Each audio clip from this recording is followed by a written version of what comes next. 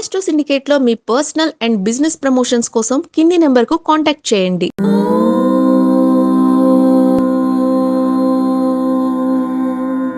సమస్త సన్మంగళాని భవంతు. కొంతమంది ఋతుస్రావం గురించే మనకి మెసేజ్ చేస్తున్నారు. దాని గురించి సవివరణమైనటువంటి ఒక ఇన్ఫర్మేషన్ మీకు ఇవ్వడం కోసం నేను ఒక ప్రత్యేకంగా మీకు వీడియో చేయాల్సి వస్తుంది. ఆడపిల్లకి ప్రతిసారి కూడా 28 రోజులకు ఒకసారి నెలసరి వస్తుంది. అది శరీరానికి మంచిది. అంటే గర్భస్థమైనటువంటి రక్షణ కొరకు, ప్రజా సంపత్తి కొరకు, రేపు వివాహం తర్వాత సత్సంప్రదాయబద్ధమైనటువంటి శారీరక సౌఖ్యంతో శుభకరమైనటువంటి సంతానం పొందే నిమిత్తమై ఆడపిల్లకు వచ్చేటువంటి ఒక అదృష్టవంతమైన స్థితి. దాన్ని మనం జుగుప్సగా చూడాల్సిన అవసరం లేదు. ఒకప్పుడు శానిటరీ నాప్కిన్స్ లేనప్పుడు వస్త్రాలు వాడేవారు. దాంట్లో ముఖమాన మనకు సిగ్గే ఉంది. ఇప్పుడు తెలుసుకోవాలన్న ఉత్సాహం ఆడపిల్లకు ఉంది. చెప్పాల్సినటువంటి జ్ఞాన సమపార్జన మాకుంది. మాకు ఉన్నది విషయం తెలుసుకోవడం నిమిత్తమే. నాకు ఆడపిల్ల ఉందిగా, మాకు మావిడ ఉందిగా, దాని గురించి మనం కంగారు పడుతూ ఎందుకు మీకు దాచుకొని నేను సీక్రెట్గా చెప్పాలి? అటువంటి ఋతుస్రావం వల్ల వచ్చేటువంటి కొన్ని ఆటంకాలు ఉంటాయి. అటువంటి ఆటంకాలు నివృత్తి పొందడానికి మనము జాగ్రత్తలు వహించాలి. అయితే ఇక్కడ కొంతమంది సోదరిమణులు, యాక్చువల్గా పేరు చెప్పాలి, అవసరం లేదని చెప్పట్లేదు నేను. కొంతమంది సోదరిమణులు గుడికి వెళ్ళినప్పుడు అక్కడ దేవాలయాల్లో కొంతమంది దౌర్భాగ్యపు వెధవలు అంటారు. బ్రాహ్మణులే కానీ వెధవలు. ఎందుకని వెధవలు అన్నాను వాళ్ళని? విషయ పరిజ్ఞానం లేనటువంటి వెధవలు. విషయ పరిజ్ఞానం లేనటువంటి వెధవలు అంటున్నాను నేను. మీరు నవరాత్రులు పట్టుకున్నప్పుడు మధ్యలో ఇబ్బంది వస్తే దాని గురించి పట్టించుకోవద్దు, వచ్చేయచ్చు అని చెప్తున్నారట. నవరాత్రుల దీక్ష కన్నా కూడా, పితృదేవత దీక్ష కన్నా కూడా, భగవద్ దీక్ష కన్నా పితృదేవత దీక్ష గొప్పది. పితృదేవతా దీక్ష కన్నా ఋతుస్రావ దీక్ష చాలా గొప్పది, గుర్తుపెట్టుకోండి. కాబట్టి ఎట్టి పరిస్థితుల్లో మీరు ఈ ఋతుస్రావము నెలసరి వచ్చినప్పుడు 3 రోజులు ఎట్టి పరిస్థితుల్లో 3 రాత్రుళ్ళు ఖచ్చితంగా మీరు దీక్షలో ఉండాల్సిందే. బయట అడ్డదిడ్డంగా తిరగకూడదు. అది మీకు ఏమాత్రం మంచిది కాదు.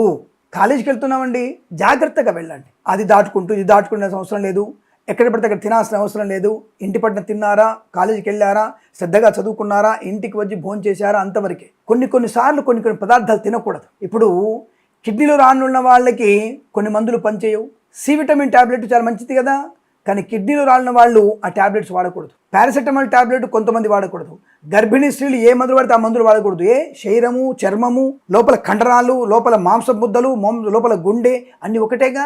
లోపల శిశువు ఉంటే ఏమైతే, గర్భంలో శిశువు ఉంటే ఏమవుతుంది అంటే కొన్ని రకాల హార్మోన్స్ ఇన్బ్యాలెన్స్ అవుతాయి. అది మగవాళ్ళకి ఆడవాళ్ళకు కూడా. కాబట్టి కొన్ని మందులు ఏ విధంగా తినకూడదో, మింగకూడదో, అలాగే మనము ఋతుస్రావం అవుతున్నప్పుడు కొన్ని పనులు చేయకూడదు. మరి మీరే కదండి 5వ రోజు వెళ్ళవచ్చు అని చెప్పన్నారు. 5వ రోజు ఋతుస్రావం యొక్క ప్రభావం తగ్గిపోతుంది. ఉదర సంబంధమైన కీడు తగ్గిపోతుంది. వారు కూర్చొని పూజ చేసుకోగలిగే అవకాశం ఉంటుంది. ఋతుస్రావము కొద్దిగా కనబడుతున్నంత వరకే. ఏ ఉదయమో, ఏ మధ్యాహ్నమో, ఏ సాయంత్రం కనబడుతుంది. కానీ మొదటి 3 ఋతుస్రావము నిరాటంకంగా ఋతుస్రావం జరుగుతూనే ఉంటుంది. ఇది సైన్సే, ఇది శాస్త్రం చెప్పబడింది. కానీ 3 రోజులు అధికంగా ఉంటుంది కాబట్టి గుడికి వెళ్ళినా, నోముకు వెళ్ళినా, ఇక్కడ పండగకు వెళ్ళినా, ఫంక్షన్కి వెళ్ళినా అసహజంగా ఉంటుంది, అసౌకర్యంగా ఉంటుంది. కాబట్టి ఆ 3 రోజులు వెళ్ళకూడదని. 4 రోజులు కనబడే బ్లడ్ మాత్రం అది కాదా, 6వ రోజు బ్లడ్డేనా, మీకు చెప్పడానికి బుద్ధి లేదు, వినడానికి మీకు బుద్ధి అనేటువంటి కామెంట్స్ కూడా వింటున్నాం మనం. కానీ ఆయా సందర్భోచితంగా మనం పండగలు, పబ్బాలు జరుపుకోవడానికి, దీక్షగా ఉండడానికి పనికి వస్తుందా, పనికి అని చెప్పడం కోసమే 5వ రోజు దీక్షగా మనం చేసుకోవచ్చును, దీక్షలో పాలు పంచుకోవచ్చు. అంతేకాని వసంత నవరాత్రులు పట్టుకున్నాం, శరన్నవరాత్రులు పట్టుకున్నాం, గణపతి నవరాత్రులు పట్టుకున్నాం, మేము 3 రోజుల తర్వాత మాకు 4వ రోజు అంటొచ్చింది, ఏం పర్లేదు, మా యొక్క పూజారి గారు చెప్పారు గుడికి రమ్మని, తోడక తీయండి. పూజారిది తోడక అంటే చర్మం వలిచేయండి. దేవాలయం పరిశుద్ధమైన స్థితి దేవాలయం, అక్కడికి వెళ్ళకూడదు. శాస్త్రం చెప్పబడింది అంతవరకే. ఒక విద్యుత్ తీగని పట్టుకోవద్దు అని చెప్తున్నారు. ఒక ఊబిలోకి ఎందుకు దిగొద్దు అని చెప్తున్నారు. ప్రమాదంలో పడతారు కాబట్టి అది ప్రత్యక్షంగా కనబడుతుంది. ఇది కూడా పరోక్షంగా ప్రమాదంలో పడడానికి అవకాశం. సంతానలేమి కారణమవుతుంది, కలిమికి కారణమవుతుంది, కలిమిలేమికి కారణమవుతుంది, ధన నష్టానికి కారణమవుతుంది, పరోక్షంగా అందరి యందు అవమానానికి కారణమవుతుంది. అలాగే ఇన్ఫీరియారిటీ కాంప్లెక్స్ గురయ్యే అవకాశం ఉంటుంది. కాబట్టి మొదటి 3 రోజులు మనం ఋతువు సంభవించినప్పుడు, ఎట్టి పరిస్థితుల్లో నెలసరిలో ఉన్నప్పుడు వెళ్ళకూడదు. 4వ రోజు ఋతువు యొక్క ప్రభావం తగ్గిపోతుంది. 5వ రోజు చాలా మటుకు తగ్గిపోతుంది. కొంతమందికి 7 రోజులు వస్తుంది, కానీ ఉధృతంగా వచ్చే అవకాశం లేదు కనుక వెళ్ళవచ్చును. అంతప్ప గుడికి 2వ రోజు రావచ్చు అన్నారు, మా పూజారి గారికి రావచ్చు అని చెప్పి అన్నారు. అటువంటి వ్యక్తులకి విషయ పరిజ్ఞానం లేదు. వేదములో స్పష్టంగా చెప్పబడింది. వేదాన్ని ఆధారం చేసుకొని మనకి పురాణాలు ఉన్నాయి. పురాణాల్లో ప్రతి విషయం స్పష్టంగా చెప్పబడింది. ఏమండి దేవతలకి ఈ ఋతువులు రావా, నెలసరి రాదా? దేవతలు నిన్ను పోల్చుకోవడం నువ్వెవడిరా నాయన? అసలు దేవతలతో నువ్వు పోల్చుకోవడం ఏంటి?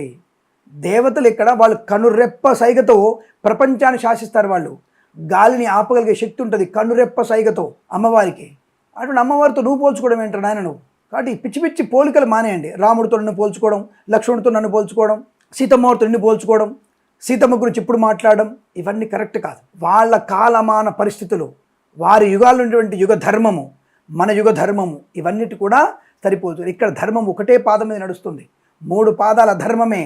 ఆ ఒక్క పాదం మీద నడవడానికి కోసం కూడా మన దేవాలయ పరిరక్షణ, సనాతన ధర్మ పరిరక్షణ, సద్బ్రాహ్మణ స్థితి, సదాచార సంపద పొందుకునేటువంటి ప్రయత్నం చేస్తే మంచిది, మనకి అనుకూలంగా ఉంటుంది. అందువలన ఇటువంటి ఋతువుల సంబంధించిన విషయంలో నిబద్ధత, మైల వచ్చినప్పుడు 10 రోజులు దీక్ష, పురుడు వచ్చినప్పుడు 10 రోజులు దీక్ష, ఇలా స్పష్టంగా ఉండమని చెప్పింది. కాబట్టి అందరం కూడా అలా ఉండి పాటిస్తూ ప్రశాంతతని, ఆరోగ్యాన్ని, ఐశ్వర్యాన్ని, శుభమైన సంతానాన్ని పొందుకోవాలి తప్ప మీరు ఎట్టి పరిస్థితుల్లో మొదటి 3 రోజుల్లో గుడికి వెళ్ళడం, స్వామివారికి భజనలు చేయడం, అమ్మవారికి పూజలు చేయడం, తర్వాత అమ్మవారి ఒత్తులు కట్టొచ్చా అండి, అమ్మవారికి అగరబత్తులు తయారు చేయొచ్చా అంటే ఇవన్నీ పనికిరావు కాబట్టి మనం వాటి వైపు వెళ్ళకూడదు. ఇంట్లో దీక్షగా ఉండాలి, ఋతుదీక్ష. కానీ ఋతుదీక్ష 3 రోజులు ఇంట్లోనే, ఇంటి పట్టునే ఉండాలి. పరీక్షలు ఉన్నాయి, కాలమానంలో మనం మారుతున్నాం, పరీక్షలు ఉన్నాయి, కళాశాల వెళ్ళాలి, స్కూల్కి వెళ్ళాలి, పర్వాలేదు వెళ్ళమంటున్నాం. అంత బంధనం ఏం లేదుగా. ఇప్పుడు ఒకప్పుడంటే సౌకర్యం లేకపోతే నడుచుకుంటూ వెళ్ళేవాళ్ళు కాబట్టి స్కూల్కి వద్దనే వాళ్ళు. నడుచుకుంటూ వెళ్తున్నప్పుడు వాళ్ళకి ఋతుస్రావం ఎక్కువ అవుతుంది, ఉష్ణం పెరుగుతుంది బాడీలో, దానిలో ఋతుస్రావం ఎక్కువ జరుగుతుంది కాబట్టి అప్పట్లో స్కూల్కి కాలేజీకి వద్దని చెప్పేవాళ్ళు. ఎడ్ల బండ మీద వెళ్ళాలి, ఆ కడుపు నొప్పి వస్తుంది, అప్పుడు వద్దని వాళ్ళు. ఇప్పుడు సౌకర్యవంతంగా ఉంది, ట్రైన్లు ఉన్నాయి, లోకల్ ట్రైన్స్ ఉన్నాయి, విమానాలు ఉన్నాయి, పర్వాలేదు నాన్న ప్రయాణం జాగ్రత్తగా చేయి అని చెప్తున్నాను తప్ప కాలమాన పరిస్థితుల్లో మనం కొంతవరకు మారాలి తప్ప దిగజారుడుతనంతో ఇటువంటి అసభ్యమైనటువంటి మాటలు మాడుతూ, అసభ్యమైన పనులు చేస్తూ మన సనాతన ధర్మాన్ని భ్రష్టు పట్టించే ప్రయత్నం చేయకండి. కాబట్టి 3 రోజుల కాలంలో 4వ రోజు వరకు కూడా 4 రాత్రుల వరకు గుడికి వెళ్ళడానికి లేదు, 5వ రోజు మాత్రమే గుడికి వెళ్ళాలి. కాబట్టి గుళ్ళు ఎటువంటి పనులు చేయకూడదు. ఈ విషయాన్ని గుర్తుపెట్టుకోండి. ఎవడు చెప్పిన అబద్ధం, దీక్షలు పాటించకూడదు. నవరాత్రులు మధ్యలో వస్తే మాత్రం అది భగ్నమైనట్టే. కాబట్టి నవరాత్రుల్లో కూడా మధ్యలో 3 రోజులు ఉన్నా ఏం కాదని చెప్పేది అబద్ధం. అటువంటి దీక్షలకి దానికి సంబంధం లేదు. మీరు జాగ్రత్తగా ఉండాల్సిందన్న విషయాన్ని గుర్తించండి. నేను తప్పు చెప్పట్లేదు, మిమ్మల్ని అందరికీ కూడా నేను దయచేసి ఈ విషయాన్ని తెలుసుకోమని మరీ ప్రార్థన చేస్తూ సర్వే జన సుఖినో భవంతు. ప్రేమతో మీ కిరణ్ శర్మ. నమస్కారం.